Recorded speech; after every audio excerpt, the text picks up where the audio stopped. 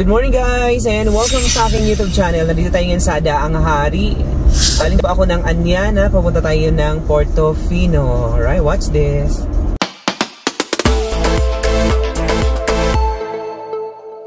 Alright guys, once again, so my name is Ray Miliada at kung bago ka lang sa aking YouTube channel, so itutur kita dito ngayon sa Daang Hari Extension. Itong kalsada na ito guys, these 6 lanes. No, kasi itong nasa kanan po, this is the Vermosa, which is the Ayala Corporation.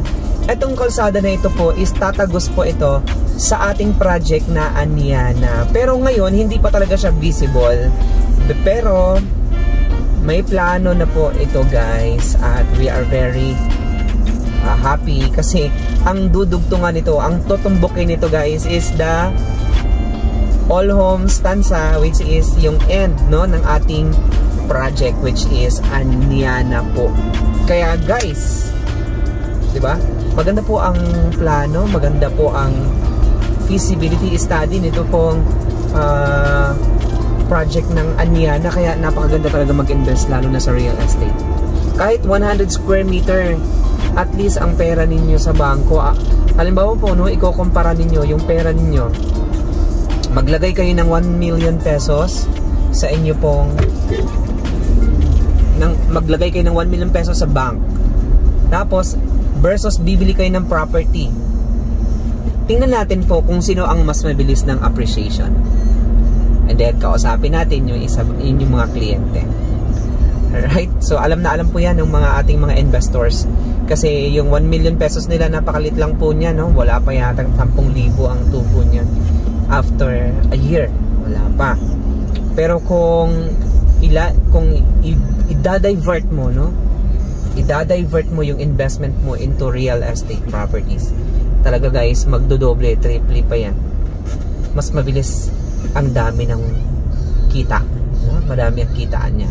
Tingnan niyo po yung mga mayayaman, no? Pag-aralan niyo lang po na si Manny Villar, si Donald Trump. Pag-aralan niyo lang po Ayala Zobel. So saan po nila ininvest yung kanilang napakadaming pera at biglang yung pera nila ay dumami, no? Sa real estate nila ininvest. Real property talaga. Guys, hindi sila nag-invest ng maraming sasakyan, no? Hindi sila nag-invest ng madaming mga tangible things. Yan po. Yung mga movable things, so hindi gaano sila doon nag-invest. Nag-invest sila into yung real property, yung intangible,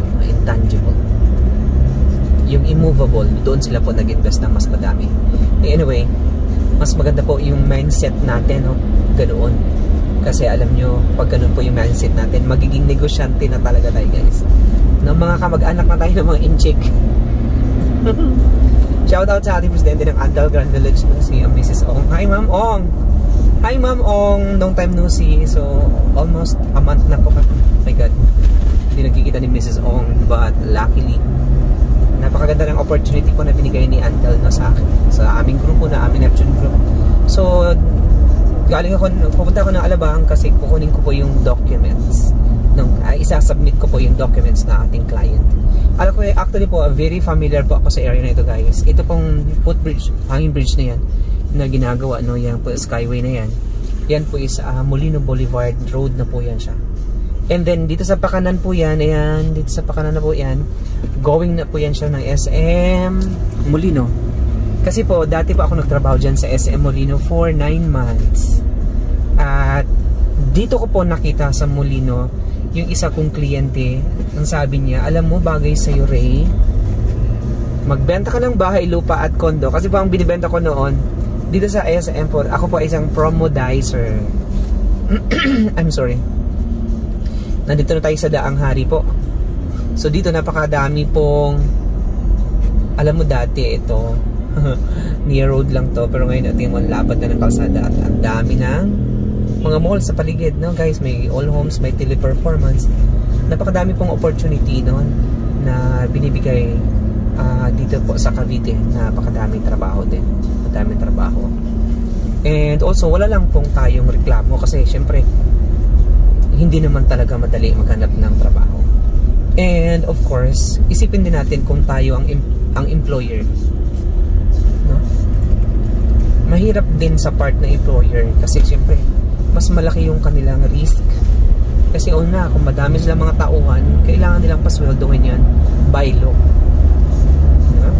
And tayong mga empleyado, nagre-reklamo tayo, pero we have the right to complain, and mas may right mag-complain talaga ang employer kasi siyempre binabayaran po yung oras natin, no? Binabayaran yung oras natin para magtrabaho para sa kanila, pero dapat galingan natin, no? Para hindi tayo mapulaan.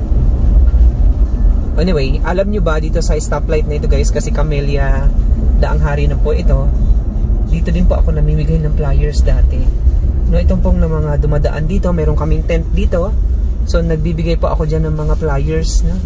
So mabilis maintindihan po yan ng mga ibang bumili ng property dito guys, at laging dumadaan dito, maiintindihan nila yan yung mga ginagawa ng mga real estate agent. Yung nagbobora-bora, ang tawag namin doon is yung namimigay ng mga flyers, no? So susuungin mo yung alikabok, susuungin mo yung init at pagod, then mamimigay ka ng flyers. Pero pag alam nyo kung passion mo, passion mo, no? Yung trabaho mo, hindi ka mapapagod guys, hindi mo ma-feel yung pagod kasi passion mo siya. Anyway, so ito po, no, nilalaparan ulit ng mga kalsada dito kasi didiretso po ito ng Aniana Tanza. Papakita ko sa inyo, no, napakaganda din dito sa Portofino. Mahal ang mga houses dito. Talaga namang mapapawaw, mali ka talaga. Wow, mali. Napakaganda. Ganda ng kanilang ambience. Master planner, ang ganda. Location, ang ganda. Pero alam nyo, sa tingin ko, in my study at sa aking pong tingin ko na mas mabilis ang improvement, no? Mas mabilis, palagay ko doon sa area namin, no, Kawit area, mas mabilis po doon ang development. Mas mauungusan pa niya itong portion na to ng Daang Hari. Mauungusan niya, although ito ay kadikit ng Alabang, pero yun naman po, yung Kawit is kadikit siya ng Maynila, no? Dito may maraming mga skyway, pero dito naman ang kadikit naman niya is Naiya, mas malapit sa Naiya. Pero ito naman malapit din siya sa Naiya, no, via SLEX. And let's say pero doon po guys, ang laki na magagaling ang player, no? Nandun yung Mega World, meron po doon Ayala de Evo City, meron doon Maple. Anyway, so thank you so much doon sa isa kong viewer, nag-chat po siya. Maple Grove is mali. Ayan, thank you po. Dahil alam ko namang Bisaya kasi ako, so pasensya na po kayo. Pero yung mga Bisaya dyan, nakaka-relate yan sa akin. Maple or apple, kasi ang apple, bakit apple naman siya? Hindi ko pwedeng apple, diba? So ang Maple Grove, so kinorek po ako na Maple Grove, sabi ko press naman ako eh. Anyway, Maple Grove pala ang tama ng Maple. At least medyo may classic. Ayan, medyo classic tayo ang dating. Okay, sige po, sorry, take your time. Sa bangko lang daw sir. At medyo maaga lang po ako, no, sa 8:30 in the morning. Kailangan ko pong agahan ang aking alis kasi madami po akong lakad ngayon at meron pa po akong 10 assignment. Na-stress ako dun sa aking mga assignment, meron pa po akong quota, pero anyway, God is good. God will help. Tulungan ako ng Panginoon na ma-memorize ko yung aking lesson. Kasi konti na lang guys, konti na lang. Ay no, konti na lang. So maraming salamat po sa mga nagpapalakas ng aking loob. Wow, aking mga kaibigan dyan. Late bloomer na po ako guys. At the age of 36, then I decided na mag-aral uli. Wow. Nakakahiyaman kasi yung mga classmate ko, mga bagets. Pero thankful ako kasi online naman, so hindi kami nagkikitaan kasi ang dami ko ng wrinkles, pero mayroon namang filter. Okay lang, wala problema, diba? Pero may mas matanda pa akong classmate. dami ko nang pinag-aralan, my God. Anyway. Pero dahil passion ko pa ito, guys, parang nag-i-enjoy naman ako. Medyo ano lang po talaga ako, no? Anyway, nandito tayo sa Evia, sa Alabang. At ito pong diretsyon to, guys, MCX Tollway, then San Pedro Laguna, Vista City, then kakanan lang po ako din eh. Then pupunta na po ako ng Portofino, Alabang. Alright. This is it. Pansit. Wow. Diba? Sana si Antal ganito din, no? Ayan, may mga pine tree. I hope, hi Sir Kyle Lau, alam niyo, para mas gumanda lalo yung village natin, Sir Kyle, magtanim tayo ng yung patusok, no? Yung matataas na mga puno. Ito mga pine tree. No, wag tayong magputol ng mga puno. Kung mayroon po tayong mga punong malalaki tapos nasasagasaan po yung atin pong plan, no? Sasagasaan ng plan. Pwede ba natin kayang i-revise natin? Wow, this is the Portofino. Ang ganda ng Palacio Verde. Wow. Ang ganda. Ganda mag-Vikings dito.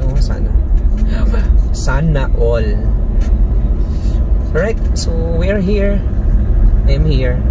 Nandito na ako sa Portofino. Look at this.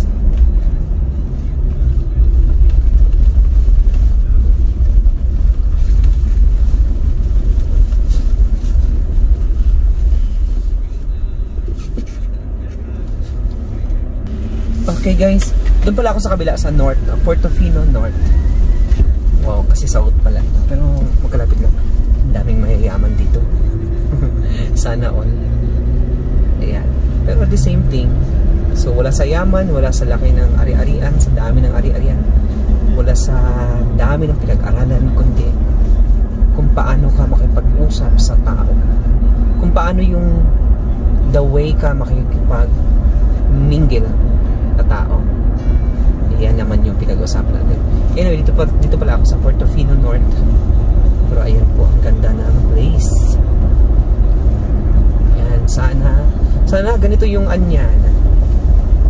No, ganito po. Medyo mapuno. Sana mag-invest po si Antel ng madaming mga pine trees kasi napakaganda ng napakaganda. Lalong gumaganda ang ambience. Yung paligid. Lalo na pag malinis, walang kalat-kalat, at makikita mo maraming nagja-jogging, maraming nagba-biking. Guys, talaga namang hindi matatawaran po ang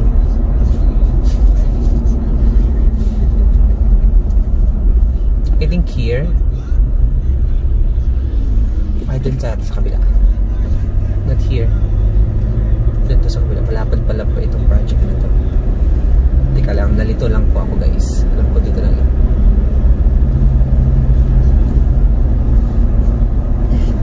At may mga subdivision din sa kabila, no?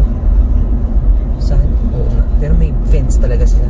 So ganito din po mangyayari kay Anya na itong kalsada na ito guys. Pero ang pinagkaiba po is commercial yung bawat gilid.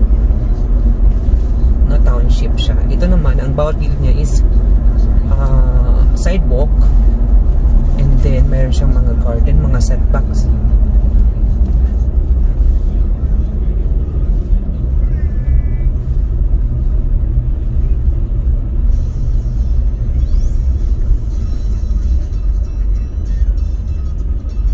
Ay, parang mali yung napuntahan ko.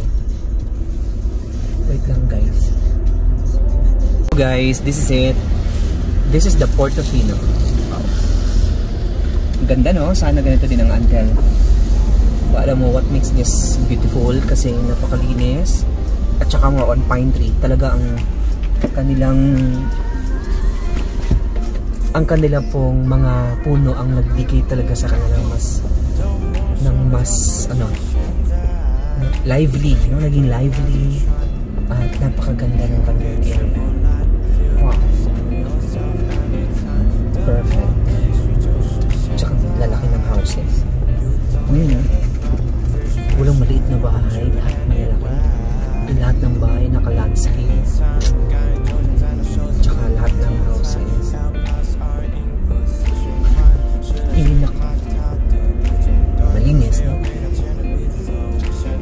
even there.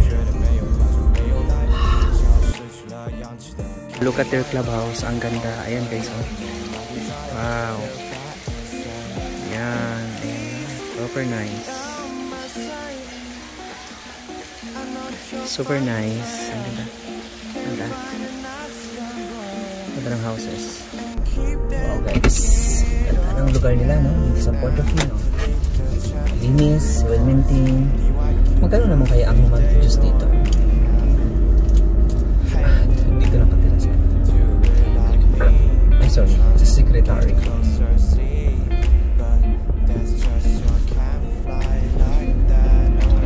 Wow. Mas malalaki ang lawat nila. Imagine mo sa isang block, 4 lang kayo. Ito din ang laki.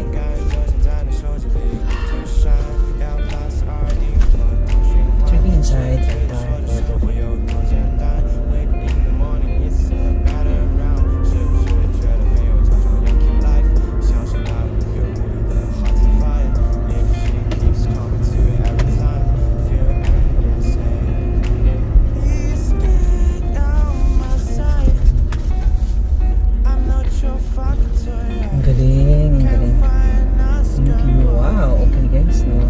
Sa pinakaliit na maliit. Anyway, ang ganda ng mga puno. Ang puno nila ng mga sa kanya naman. Ang vibrant nila. Ito na po muna ang tour natin ito today sa Portofino. Maraming salamat and see you in the next video. Salamat kay Dong. Uliin ako. Thank you, Dong. Laging? Holiday, no? Happy Independence Day. So much, guys. And balik na pa ako sa office. At mayroon tayong reservation today. Okay, so God bless po.